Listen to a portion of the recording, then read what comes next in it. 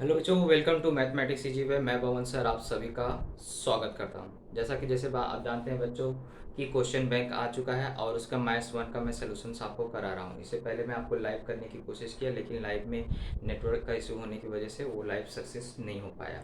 तो अभी मैं उसको वीडियो को क्या कर रहा हूँ, आपको बना करके अपलोड करता हूँ। आप वहाँ से क्या कर सकते हैं, स्टडी कर सकते हैं। तो आज हम लोग क्या करेंगे, चैप्टर नंबर 1 का जो आपको 2 चरांक वाला रेखीय समीकरण है, क्वेश्चन बैंक में उसमें से कौन कौन से क्वेश्चंस आए हैं, उसमें से आपको ऑब्जेक्टिव क्वेश्चंस पहले दिए गए हैं। तो ऑब्जेक्टिव क्वेश्चंस को आज हम लोग क्या करेंगे, सॉल्व करेंगे और उसमें स्कोर करने की पूरी कोशिश करेंगे। क्योंकि हमारा जो 4-4 नंबर का क्वेश्चन, पहला क्वेश्चन जो होता है वो 4-4 नंबर के क्वेश्चन रहते हैं, यानी कि 4 ऑब्जेक्टिव रहते हैं और 4 क्वेश्चन हमें सॉल्व करने रहते हैं। 8 नंबर का क्वेश्चन इस तरह से आता है। तो इसी क्वेश्चन को हम लोग क्या करेंगे, पहले चैप्टर से जो जो क्वेश्चन बैंक में पूछे गए हैं उसे हम लोग सॉल्व करेंगे और आप भी कोशिश करिए उसे सॉल्व करने का। ओके, चलिए स्टार्ट करते हैं क्वेश्चन नंबर फर्स्ट से। चलिए, तो मैं फिर से कर रहा हूँ क्योंकि लाइव सक्सेस नहीं हो पाया था। तो पहला क्वेश्चन दिया है 4x प्लस 5y बराबर 19। ये समीकरण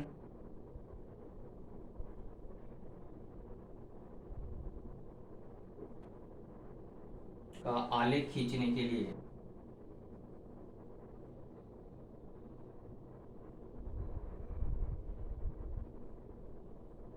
यदि बोल रहा है x का वैल्यू क्या हो, 1 हो, तो y की वैल्यू क्या होगी, ये चीज को हमें क्या करना है, ज्ञात करना है। और आपके पास ऑप्शन देखो क्या दिया गया है, 4 है, 3 है, 2 है और d का मान दिया है -3। तो हमें कुछ नहीं करना बच्चों, जो आपको x की वैल्यू 1 रहा है ये समीकरण में यहाँ पे सब्स्टिट्यूट करना है और y का वैल्यू क्या करना है, निकालना है। तो जब भी आपको आलेख खींचना हो तो एक चरांक का मान अगर आपको दिया है, दूसरे चरांक का मान निकालना, मतलब वो वैल्यू को क्या करना, वहाँ सब्स्टिट्यूट करना और दूसरे चरांक का मान निकाल देना। तो यहाँ पे हम लोग क्या करेंगे, 4 गुणे x की जगह 1 रखेंगे, धन 5 गुणे y रहेगा बराबर 19। तो 4 एकम 4 होता है बच्चों, फिर 5y बराबर 19। अब धन 4 उधर गया तो माइनस हो जाएगा, तो 5y का वैल्यू कितना हो जाएगा, 19 माइनस 4, यानी 5y की वैल्यू आ गई 15। तो y बराबर कितना हो जाएगा, 15/5, यानी y का वैल्यू कितना हो गया, 3। तो ये हमारा क्या हो गया, सोल्यूशन हो गया, यानी कि बी ऑप्शन आपका क्या रहेगा, राइट रहेगा। ओके, तो इस तरह का क्वेश्चन आता है बच्चों, इसको आपको छोड़ना नहीं है, ये आपको अच्छी तरीके से करके आना है। ओके, तो ऐसे ही आपको बहुत सारे क्वेश्चंस दिए गए हैं और उन्हीं क्वेश्चनों को हम लोग क्या करेंगे, सॉल्व करेंगे। चलिए क्वेश्चन नंबर सेकंड, फर्स्ट का सेकंड लेते हैं। ये भी इंपॉर्टेंट क्वेश्चन है, इस तरह का भी क्वेश्चन आपको पूछा जा चुका है कि यदि dx की वैल्यू दिया गया है 26, dy की वैल्यू दिया गया है आपको -39 और d की भी वैल्यू आपको दिया है 13, तो हमें क्या बोला है, x की वैल्यू कितनी होगी। तो यहाँ पे x की वैल्यू पूछा है, y की भी वैल्यू पूछ सकता है, किसी का भी पूछेगा। तो अगर dx dy और d दिया है तो आप x चाहे y किसी का भी मान पूछा जाए आप ज्ञात कर सकते हैं। तो उसके लिए आपको सूत्र याद होना चाहिए बच्चों कि x का जो फॉर्मूला होता है वो क्या होता है। यहाँ ऑप्शन मैं आपको पहले दे देता हूँ, ऑप्शन क्या क्या दे के रखा है क्वेश्चन में। ऑप्शन में a दिया है 2, b दिया है -3, c दिया गया है -2 और d का मान दिया गया है 3। तो मुझे क्या बोला है, x की वैल्यू निकालना। तो x की वैल्यू निकालना तो बच्चों याद होना चाहिए, dx में क्या किया जाता है, d से भाग दिया जाता है, और y की वैल्यू निकालना रहता है तो dy में क्या किया जाता है, d से भाग दिया जाता है। इसको बोलते हैं क्रैमर का नियम। तो यहाँ पे आपको dx की वैल्यू 26 है बटे में 13, तो x का वैल्यू कितना आ जाएगा, 2 आ जाएगा। तो इस तरह से आप आसानी से क्या कर सकते हैं, 1 नंबर स्कोर कर सकते हैं। ओके, सॉल्व करके भी दिखाने की जरूरत नहीं है, अगर आपको ऑप्शन मिल गया ए ऑप्शन सही है तो आप उसको टिक कर दीजिए। और हाँ, याद रखिए परीक्षा में आपको टिक नहीं करना रहता, परीक्षा में आपको आंसर लिखना रहता है। आंसर लिखोगे और सिर्फ ऑप्शन भरना रहता है, ये भी लिखने की जरूरत नहीं है। ए ऑप्शन सही है तो सिर्फ ए लिखिए, बी ऑप्शन सही है तो बी, आंसर भी लिखने की जरूरत नहीं होती, सिर्फ आपको ए लिखना रहता है। ए बी सी डी में से जो भी सही रहेगा वो आपको वहाँ पे भरना रहता है। ये चीज़ को यहाँ रख रखें, ये हल करके दिखाने की जरूरत नहीं थी, आप रफ काम के लिए कर सकते हैं।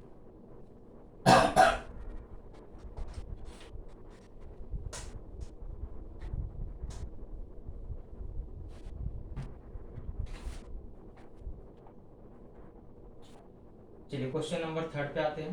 थर्ड मतलब पहले का तीसरा। तो पहले का तीसरे में बोला है कि कौन सा समीकरण एक रेखीय नहीं है। देखिए आपके पास चार ऑप्शन है, आपको पहचानना कि कौन सा एक रेखीय नहीं है।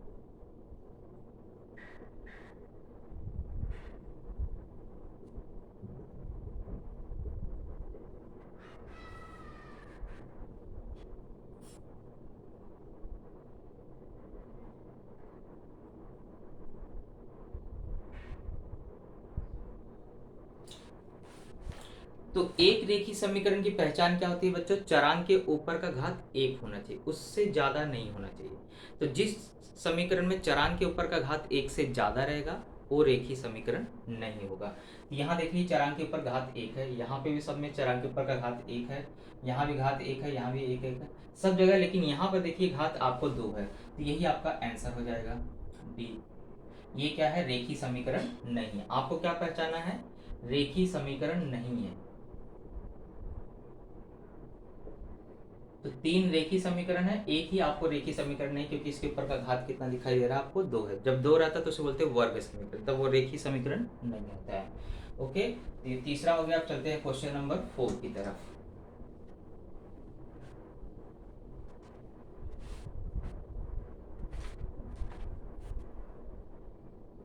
फोर्थ में आपको एक समीकरण दिया है 3x + 6y = 12।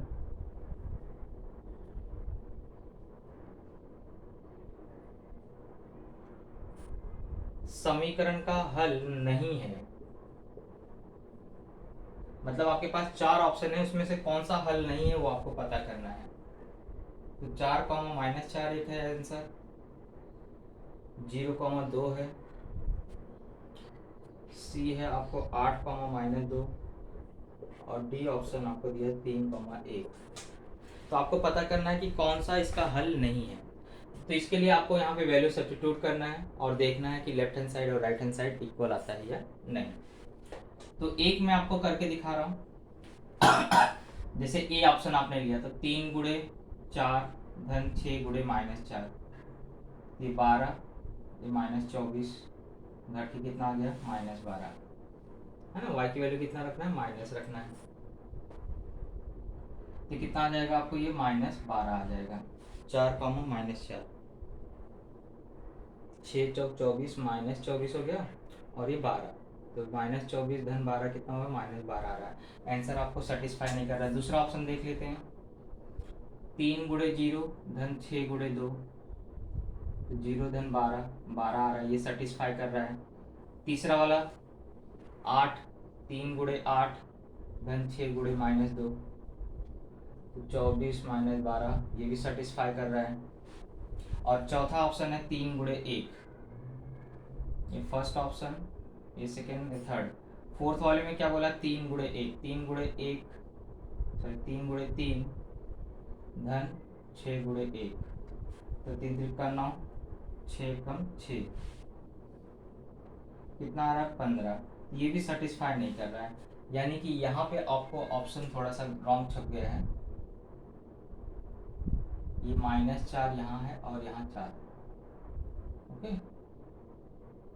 ये -12 आएगा और ये धन 24 आएगा। तो डी ऑप्शन आपका क्या होगा? राइट होगा। ये ऑप्शन में सुधार कर लेना, यहाँ -4, 4 है, ओके। तो तीन ऑप्शन आपको क्या रहेंगे? राइट रहेंगे। और सिर्फ चौथा ऑप्शन क्या होगा? आपको सेटिस्फाई नहीं करेगा, तो वही 3, 1 आपका क्या हो जाएगा? आंसर हो जाएगा, ओके। चलिए आगे देखते हैं।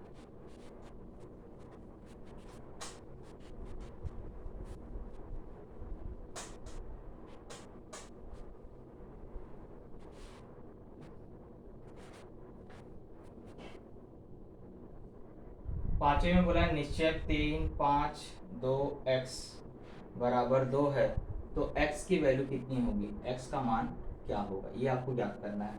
ऑप्शन आपके पास दिए गए हैं 3, 4, -3, -4। चलिए हम लोग निश्चय का मान तो अच्छी तरह से ज्ञात करना जानते हैं। तो 3 का गुणा x में होगा, बीच में 2 × 5 माइनस आएगा यहाँ पे, और बराबर दिया है 2। तो 3x = 2, ये -10 उधर गया तो +10, तो x = 12/3, तो x का मान कितना आ जाएगा, 4 आ जाएगा। तो कौन सा ऑप्शन सही है, बी ऑप्शन। तो आंसर आपको क्या लिखना है, सिर्फ आंसर में क्या लिखना है, बी। ओके, इस चीज़ को ध्यान रखना है, ये 4 लिखने की भी जरूरत नहीं है, आपको सिर्फ आंसर क्या लिखना है, बी लिखना है। चलिए अगला प्रश्न चलते हैं।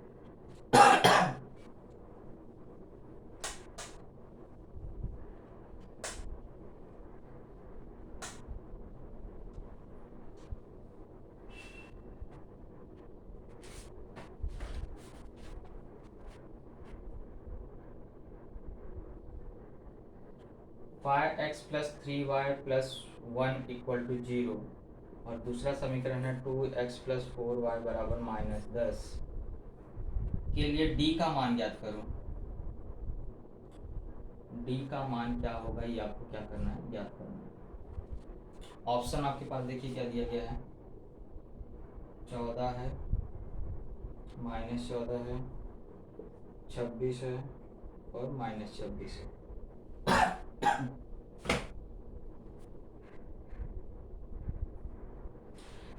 तो दो समीकरण है और आप दोनों समीकरण के लिए आपको क्या करना है, डी का मान ज्ञात करना है। तो हम लोग क्या करेंगे, पहले +1 को उधर ले जाते हैं, ये हो जाएगा 5x प्लस 3y बराबर -1। ये बन गया पहला समीकरण। तो यहाँ से a1 का मान कितना आ गया, 5। b1 का मान देखो, y का जो गुणांक होता है उसको बोलते हैं b1, तो 3 आ गया। और c1 का मान कितना है, -1। और ये समीकरण से तुलना करोगे तो a2 का मान कितना आएगा, 2, b2 का मान 4 और c2 का मान -10। ये मान आ गया। तो अब आपको डी का फॉर्मूला क्या होता है बच्चों, तो आपको अच्छी तरह से याद होगा, a1 a2 b1 b2, ये फॉर्मूला होता है, ये फॉर्मूला आपको याद होना चाहिए। चलिए हम मान रख देंगे 5 2 3 4, हल करना आता ही होगा आपको। 5 चौक 20, 5 गुणे 4 -3 गुणे 6, सॉरी 3 गुणे 2, 5 चौक 20 -6 कितना आ गया, 14 आ गया। तो आपका ऑप्शन कौन सा सही है, ए ऑप्शन। तो आपका आंसर क्या हो जाएगा, ए। ओके, तो जब भी आपको समीकरण दिया रहेगा तो इस तरह से आप a1 b1 c1 d1 और a2 b2 c2 का मान निकाल लीजिए। और ये d का फॉर्मूला है, ये फॉर्मूले में क्या करिए, वैल्यू को सब्स्टिट्यूट रख करके मान ज्ञात कर लीजिए। तो आपका d का वैल्यू यहाँ पर आता है, कितना आ रहा है, 14। तो परीक्षा में dx भी पूछ सकता है, dy भी पूछ सकता है, कोई भी चीज़ पूछ सकता है, सूत्र आपको याद होना चाहिए। सॉरी। चलिए अगला क्वेश्चन चलते हैं।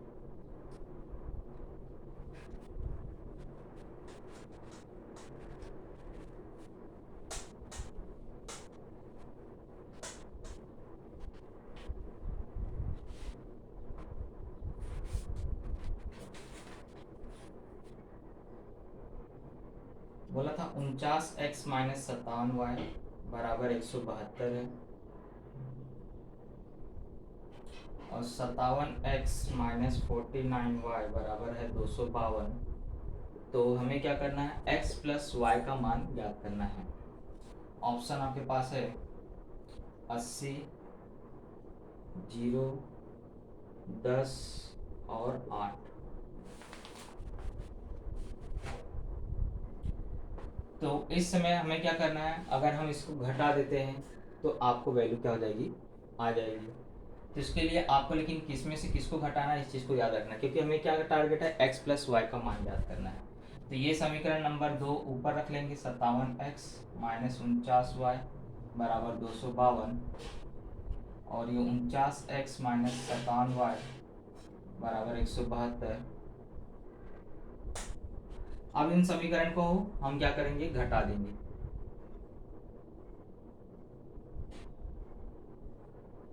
क्योंकि हमारा टारगेट क्या है, x प्लस वाई, यानी x प्लस में आना चाहिए, y किस में आना चाहिए, माइनस। तो हम लोग चिन्ह बदलेंगे, घटाते समय यहाँ माइनस आ जाएगा, यहाँ प्लस आ जाएगा, यहाँ माइनस आ जाएगा। तो 57 में से अगर 49 जाता है तो बचता है कितना, 8। और बड़ी संख्या प्लस में इसलिए 8x, यहाँ भी बड़ी संख्या प्लस में इसलिए 8y। और यहाँ घटाएंगे 252 में से 172, 2 में से 2 गया 0, 15 में 7 गया 8, 80 आ गया। तो 8 से सब में भाग दीजिए, तो x प्लस वाई बराबर कितना आ जाएगा, 10। यही आपका क्या हो जाएगा, आंसर। कौन सा आंसर सही है, सी। तो आपका आंसर क्या हो जाएगा, सी। Okay.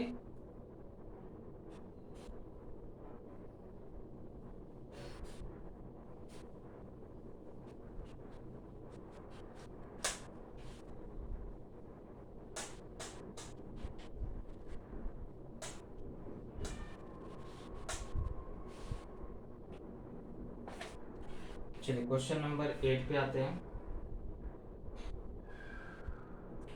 2x minus Y equal to 2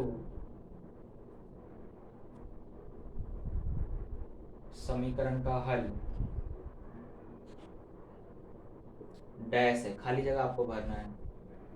तो आपको ऑप्शन दिया गया है 2,2, बी 5,2, सी दिया है 2,5 और डी दिया है 5,5।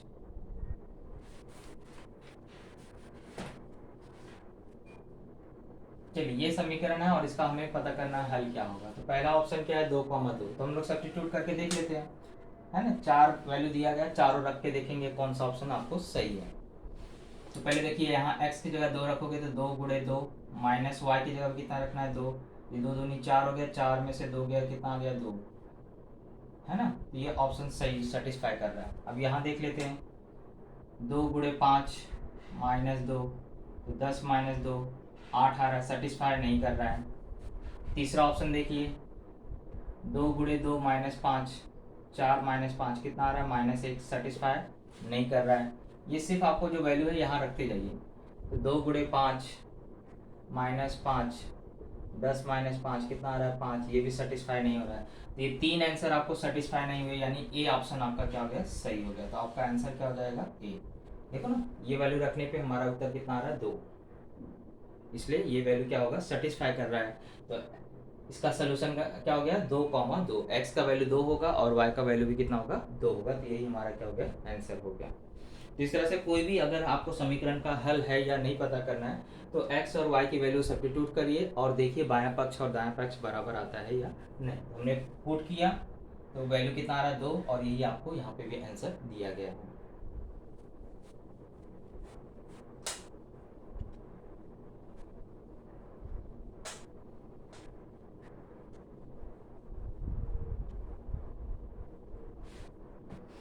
चलिए अगला देखते हैं।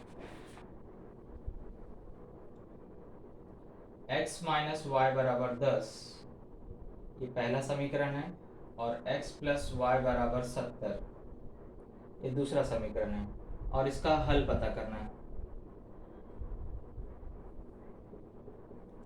क्या होगा, ये आपको पता करके बताना है। तो आपके पास ऑप्शन दिया गया है 40 30,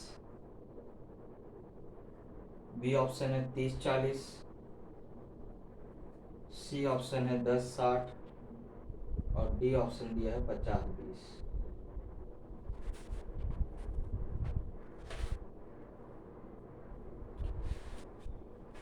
चलिए तो इसको हम लोग क्या करेंगे सॉल्व कर लेते हैं, तो अपने आप पता चल जाएगा आंसर क्या आएगा। तो x माइनस वाई बराबर 10 है और x प्लस वाई बराबर कितना है 70। तो आप देख रहे हैं ये दोनों कट जाएंगे क्योंकि अलग अलग चिन्ह, तो हो जाएगा 2x बराबर 80, तो x का मान कितना आ जाएगा 40। x 40 कहाँ पर है यहाँ पर है, और किसी ऑप्शन में है क्या x 40? दूसरा y के मान ज्ञात करने की जरूरत ही नहीं। देखो x का मान 40 आ गया तो 40 कहाँ है, सिर्फ a ऑप्शन में है, यानी कि आपका आंसर क्या हो जाएगा 40,30।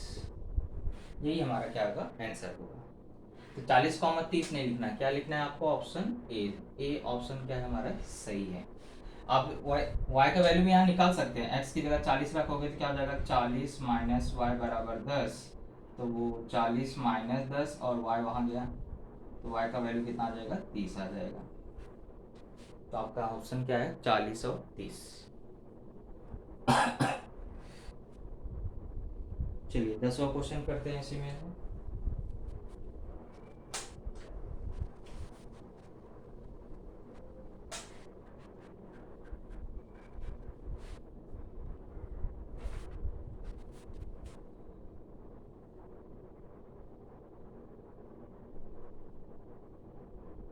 एक समीकरण है और 4x माइनस 3y बराबर -11।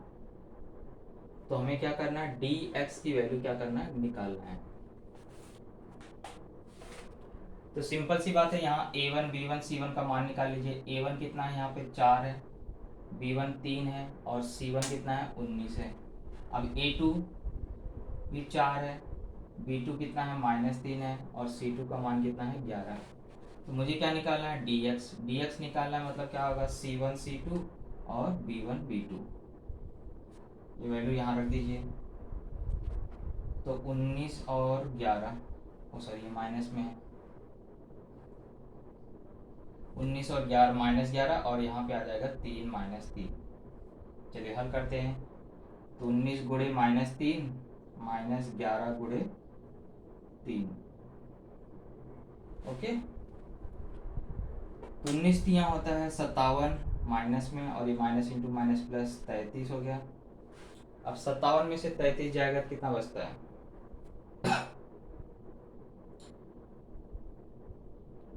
तो 7 में से 3 गया 4, बचेगा यहाँ पे 4, 5 में से 3 गया 2, तो हमारा -24 आंसर आ गया डी एक्स का।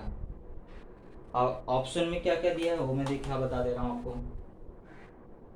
ऑप्शन ए दिया है 24, बी दिया है 0, सी दिया है -24 और डी दिया है 108। तो कौन सा ऑप्शन सही है? -24 सही है। ओके, तो इस तरह से हमारे पास क्वेश्चन फर्स्ट में 10 क्वेश्चन पूछा था, तो मैंने आपको ये 10 क्वेश्चन क्या किया, सॉल्व करा। इसमें कैसे था, ऑब्जेक्टिव था, यानी 4 ऑप्शन आपको दिए थे। अब आपको जो फर्स्ट पार्ट का बी रहेगा उसमें ऑप्शन नहीं रहेगा, उसमें आपको सॉल्व करके खुद क्या करना है, वैल्यू निकालना है। तो उसके भी हम लोग क्या करते हैं, 5-6 सवाल दिए हैं उसको सॉल्व कर लेते हैं, क्योंकि बाकी कुछ सवाल जो है आपको सिलेबस से बाहर के हैं, वो भी आपको यहाँ पे पूछ दिया है। वो क्वेश्चन बैंक बनाने के नाम पे थोड़ा सा फ्रॉड काम किया है यहाँ पे, उसमें भी बस पुराना क्वेश्चन सब कैसे भी प्रकार का क्वेश्चन डाल दिया गया है, फॉर्मेलिटी पूरी की गई है बस, आपके साथ और कुछ नहीं किया जा रहा है, अन्याय हो रहा है बस। तो फर्स्ट का बी पार्ट हम लोग क्या करते हैं, कंप्लीट करते हैं।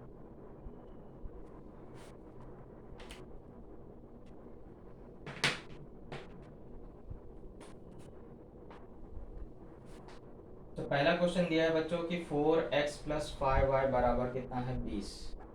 इसमें बोला है यदि x बराबर 0 हो तो y कितना होगा। तो यहाँ पे आपको ऑप्शन नहीं दिया है, यहाँ आपको सॉल्व करके खुद बताना है। तो x की जगह 0 पुट कर लो, तो 4 गुणे 0 धन 5y बराबर 20। ये तो 0 हो गया, तो 5y, क्योंकि ये 0 हो गया ना, बराबर 20। तो 5y बराबर क्या हो जाएगा, 20। तो y बराबर क्या हो जाएगा, 20/5। तो y का वैल्यू कितना आ जाएगा, 4 आ जाएगा। ओके, तो इस तरह से अगर आप सॉल्व करके दिखा देते हैं तो आपको 1 नंबर क्या हो जाएगा, मिल जाएगा। ओके, चलिए सेकेंड पे चलते हैं।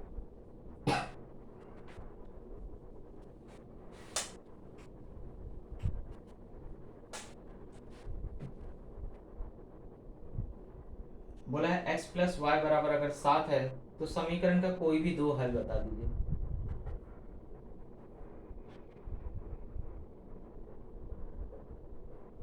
तो अपने मन से कोई भी 2 आंसर बता सकते हो यहाँ पे, बस इतना शर्त है कि x और y को जोड़ने पे उत्तर कितना आना चाहिए, 7 आना चाहिए। तो मैं 1 और 6 भी ले सकता हूँ, है ना। 1 और 6 कितना होता है, 7 होता है कि नहीं होता है। दूसरा आंसर क्या हो सकता है, 2 5 हो सकता है, 3 4 हो सकता है, 0 7 हो सकता है। यानी कि आप दोनों को जोड़ो तो क्या आना चाहिए, टोटल 7 आना चाहिए। ऐसे आप कई ऑप्शन यहाँ पे आंसर बता सकते हो। तो अपने को 2 ही पूछा था, तो ये अपना 2 आंसर आ चुका है। जोड़ने पे दोनों को क्या आना चाहिए, 7 आना चाहिए, बस इतना चीज आपको ध्यान रखना है।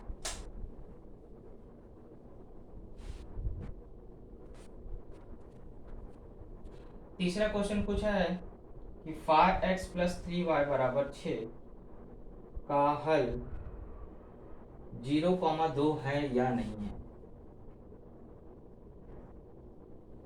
तो इसका मतलब हमें क्या करना है, वैल्यू को सब्स्टिट्यूट करना है, x की जगह 0 रखना है और y की जगह 2 रखना है, और उत्तर कितना आना चाहिए, 6। अगर 6 आया तो इसका हल है, और 6 नहीं आया तो हल नहीं है। तो हम क्या करेंगे, लेफ्ट हैंड साइड ले लेंगे। लेफ्ट हैंड साइड में क्या बोला है, 5x + 3y है। क्या रखना है, x की जगह 0 रखना है और y की जगह क्या रखना है, 2। तो ये जाएगा 5 × 0 धन 3 × 2, तो 0 धन 6, उत्तर 6 आ गया कि नहीं आ गया। इसका मतलब ये आपका समीकरण का हल है ना, क्योंकि राइट हैंड साइड भी वही आ रहा है ना, तो सेटिस्फाई कर रहा है, इसलिए x बराबर 0 और y बराबर 2 समीकरण का हल है।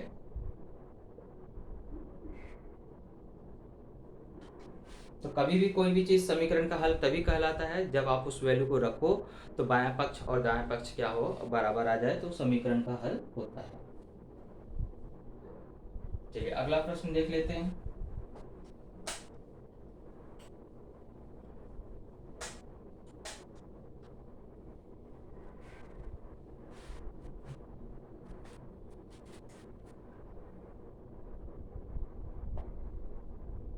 बोल रहा है ए माइनस बी बराबर -3 है, इसके दो उत्तर लिखो। चलिए भाई,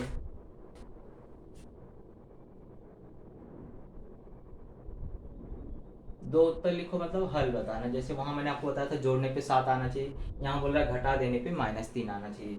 चलिए कोई बात नहीं, आप कोई भी मान रख लीजिए, ए बराबर 1 रख लीजिए तो बी का वैल्यू आपको आ जाएगा। ए बराबर 1 रखोगे, कोई भी मान अपने मन से सोच लेने का। तो ए की जगह मैंने 1 रखा, -b बराबर -3, तो -b उधर जाएगा और 3 इधर आएगा, तो 1 + 3 = b। तो b का वैल्यू कितना आ जाएगा, 4 आ जाएगा। तो एक हल हो गया क्या, 1,4। ओके। ऐसे दूसरा मान लीजिए, ए बराबर 2 मान रख लीजिए, कोई भी ले सकते हैं, मैं 2 रख रहा हूँ, आप 5 रख सकते हैं, कुछ भी रख सकते हैं। तो यहाँ हो जाएगा ए की जगह 2, -b बराबर -3, फिर से -3 इधर आएगा और b वहां जाएगा, तो b का मान कितना आ जाएगा, 5।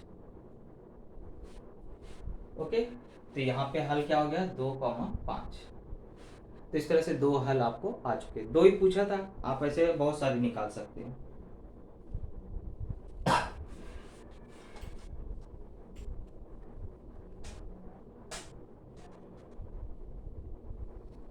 चलिए अगला प्रश्न देखते हैं। बोल रहा है कि अगर dx की वैल्यू 24 है और x बराबर -3 है, तो d की वैल्यू आपको क्या करना है, ज्ञात करना है। एकदम सिंपल सी, अभी मैंने आपको बताया था x का फॉर्मूला क्या होता है, dx बटे में d। x की जगह -3 रखिए, dx की जगह 24 और d आपको ज्ञात करना है। तो तीन गुणा कर लीजिए, -3 गुणे d बराबर 24। तो ये -3 यहाँ आ जाएगा, तो 3 से भाग दिया तो 8 पार जाएगा, लेकिन माइनस में इसलिए -8 आ जाएगा। तो d की वैल्यू कितनी आएगी, -8।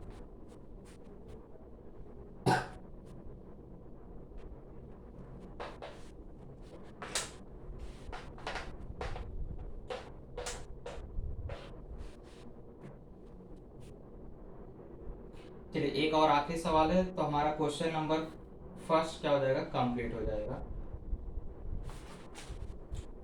इस समीकरण को हमें सामान्य रूप में लिखना है।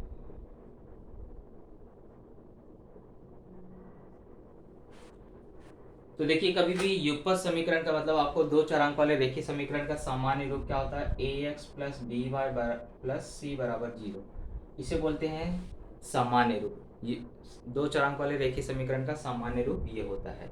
इस रूप में आपको क्या करना है, बदलना है। तो कुछ नहीं करना बच्चों, यहाँ 3 का गुणा करोगे 3a हो जाएगा, 4 का गुणा b में हो तो 4b बटे हर का गुणा हर में बराबर 4। अब फिर से 3 गुणा कर लो, बटे में 1 लेके, 1 का गुणा करो, कोई फर्क नहीं पड़ेगा, और 12 चौका 48, फिर 48 को यहाँ लेके आ जाइए, तो +48 है तो यहाँ -48 हो जाएगा, बराबर 0। यही आपका क्या हो जाएगा, आंसर हो जाएगा।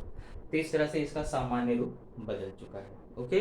तो क्वेश्चन नंबर फर्स्ट में इस तरह से आपको पहले चैप्टर में से इतने क्वेश्चन पूछे गए थे, उसको मैंने क्या किया है, सॉल्व करा दिया है। यानी हमारा यहाँ पे पहले चैप्टर का क्वेश्चन नंबर फर्स्ट क्या हो गया है, कंप्लीट हो गया। क्वेश्चन बैंक में इतने ही क्वेश्चंस आए थे। अब हम लोग नेक्स्ट वीडियो में क्या करेंगे, क्वेश्चन नंबर 2, यानी कि जो 2 नंबर के क्वेश्चन है, 3 नंबर के क्वेश्चन है, उसमें कौन कौन से क्वेश्चन आपको पूछे गए हैं, उस क्वेश्चन को भी मैं आपको सॉल्व कराऊंगा नेक्स्ट वीडियो में। ओके। चलिए अब मिलते हैं अगले वीडियो में, तब तक के लिए जय हिंद जय भारत। और आप स्टडी करते रहिए, मैं आपको वीडियो बना के भेज रहा हूँ जिससे आपकी पढ़ाई का कोई नुकसान ना हो सके। तो आपका भी फर्ज बनता है कि आप उसे पढ़ाई करते रहें और रिस्पॉन्स भी दें, दोस्तों के साथ शेयर भी करें। ओके। मेहनत को सफल बनाने के लिए थंब की बटन जरूर दबाएं। ओके। चलिए मिलते हैं अगले वीडियो में, तब तक के लिए जय हिंद जय भारत जय महाराष्ट्र।